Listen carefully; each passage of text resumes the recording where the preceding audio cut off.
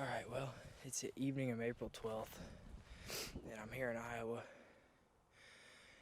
and it's about 7:30, and I'm out here on this farm that we're going to hunt in the morning, just trying to see if I can see some birds, put them to bed maybe. I saw some on the way in the neighbor's field. There's a couple gobblers and a group of jakes up here, and then down here below me, they always roost down in here, so, or at least that's what they've done the last couple years. So I think in the morning we're gonna go right off the end of this hill, kind of where it starts to drop off and set up, because I know there's gonna be some roosted down in here. But we've had really bad weather the last few days. It's been cold and windy, and the wind's gonna finally lay down, and it's gonna warm back up tomorrow. So I think the birds are gonna really gobble good in the morning. It's gonna be cold, like 30, but it's gonna be clear, and they usually gobble really well when it's like that. So hopefully I can hear or see a couple gobblers down here on our piece, and so I'll know that there's gonna be some birds in the area, but I'm pretty sure there's going to be, because there always is. So we're gonna be in here in the morning, and we'll see you in the blind.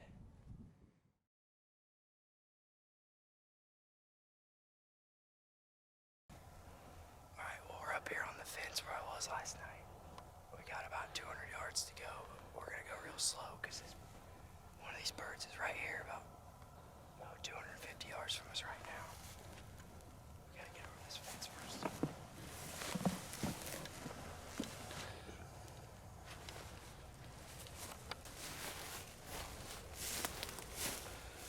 Alright, we're gonna get the decoys out. One of those turkeys is right there in that tree, and the other one's down here. We should be right where they want to be if they're in the mood this morning.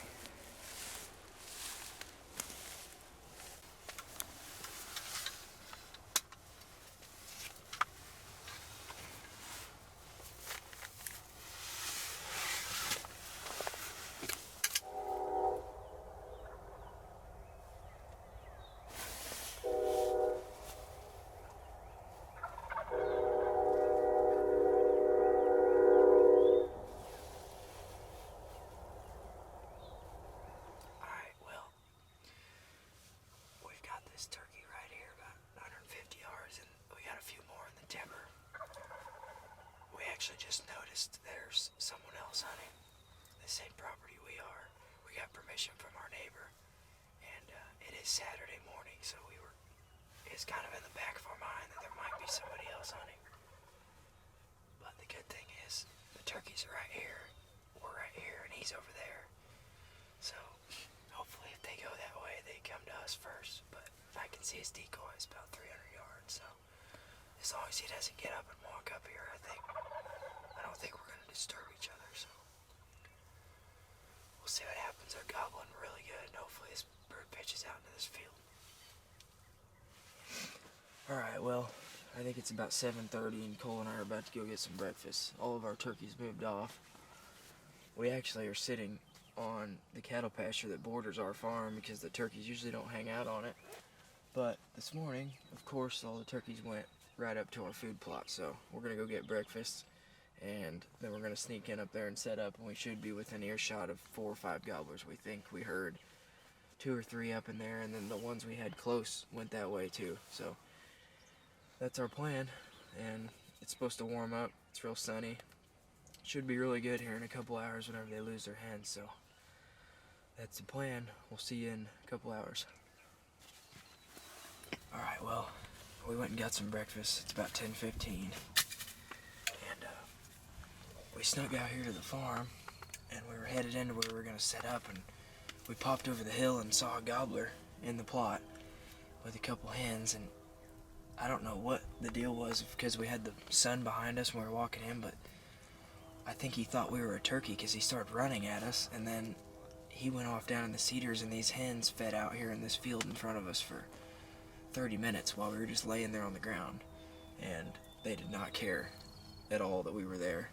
So they worked off down the woods. We had another gobbler work across the hill behind us, so we know there's some in the area. We're just gonna sit here for a little while and call, and I think something's gonna hear us. It's just if they want to come up here and check us out. So we got a good setup right on top of this hill. Got the mating pair out right here, so they should be able to see it if they pop up here. So we're gonna get to calling and see if there's anything that wants to come up here and check it out.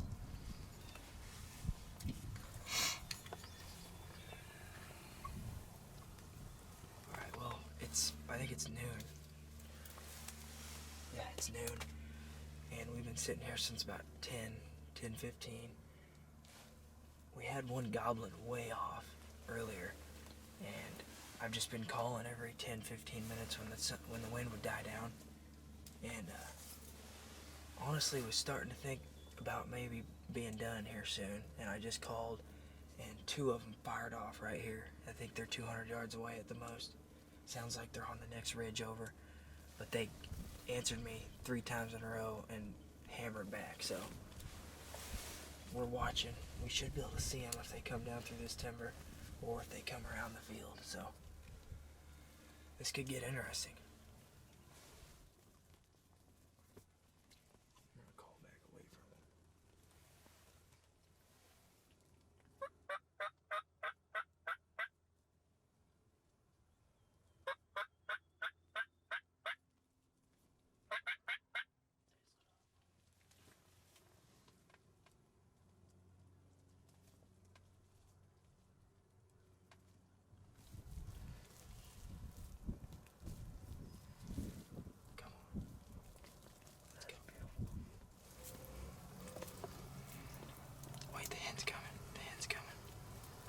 As soon as they act like they're leaving, I'm gonna shoot. If they don't turn our way. How far do you think that is? That might be 40 actually. I got a rangefinder. I just didn't know if I could get it quick enough. No.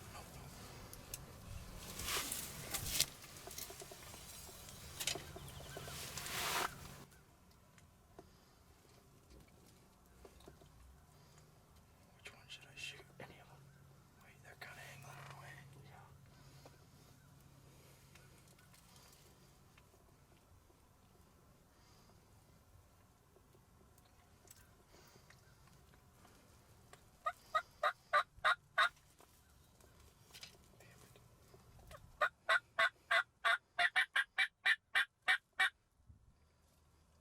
Shoot the one that's strutting straight away from us. I got him. You got him. Oh, that's awful. Hold on. I forgot I got this heavy broadhead on here. I'm on the back one. Okay.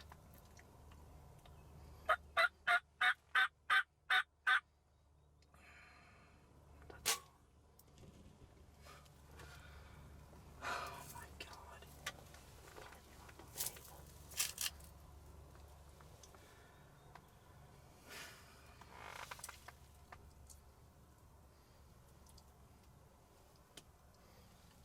You're kidding me.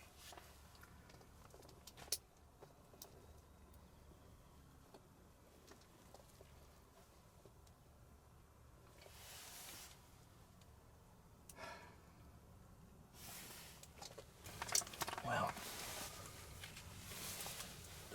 that's what we were waiting for, but for some reason, they didn't want to commit to the decoy. We had 5 gobblers in the field.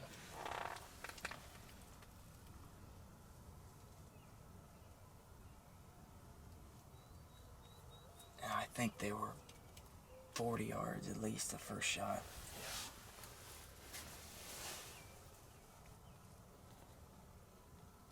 That sucks. Waited all morning for that to happen.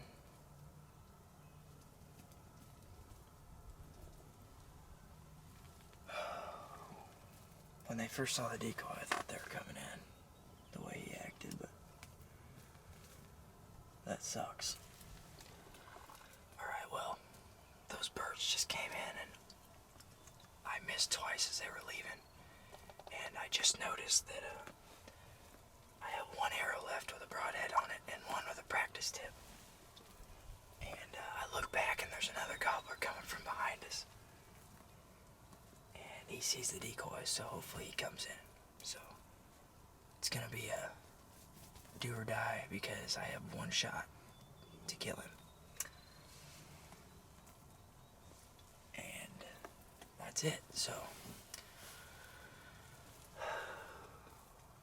I guess we're gonna see.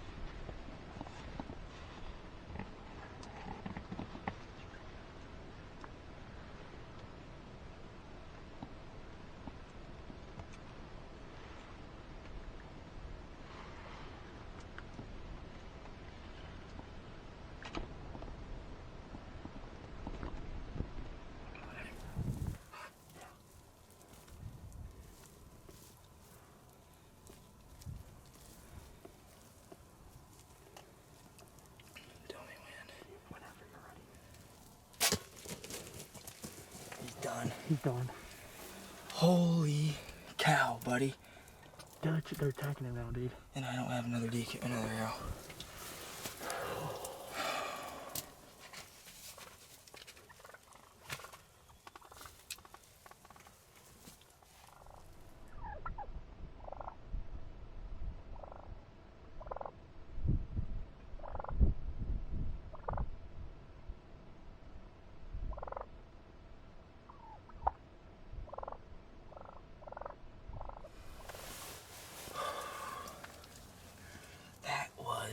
Crazy.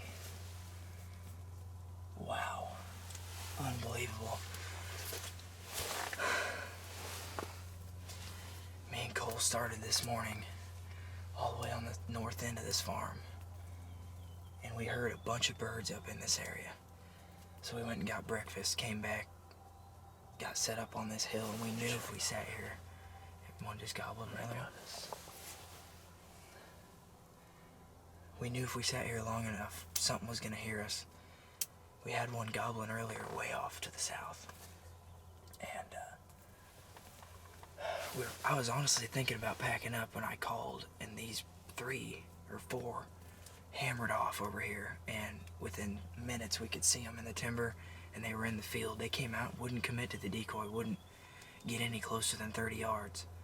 And by the time I got my bow drawn and decided I was going to shoot them, they were probably 35, 40, and I shot low, and I shot again at them when they were probably 45, and I probably shouldn't have in hindsight, because there was another bird coming and I only had 1 arrow left with a broadhead, and thank God I made that shot count, and he's down right here at 10 yards. They came up and flogged him at 10 yards, and if I'd have had another broadhead, I probably would have got to shoot another one. But there's 4 longbeards right there that are still going to be on this farm that we can come hunt. So either way, I'm super excited. Wow, what a freaking hunt this morning. That's how it's supposed to work midday. If they gobble, they're usually in trouble, and once they gobbled, they were in this field in 5 minutes. That bird came right up to the mating pair, and I smoked him. He was dead within seconds. Freaking awesome. Thanks, Cole. Cole's first time up here in Iowa filming me. I didn't think we were going to get it done this morning, but we did. Well, there's my, I think this is the Spitfire FOC. It's actually made for the crossbows, but we figured when we're shooting up close in the decoys, it would shoot fine out of our bows. Obviously, as you saw, it didn't shoot too well at 30 or 40, and because it's a little bit of heavier tip, and that's why I shot low on both those. But it did the trick. He didn't go far. Let's see if I can find these other ones. There, so there's my bird. Shot him right there, 6-7 feet from the blind, or yards.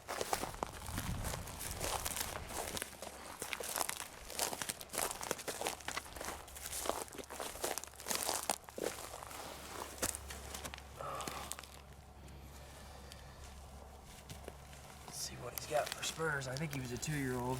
Well, he might be a 3-year-old. Maybe that's why he came in and they did. They're a little sharper there. That's a heavy bird too.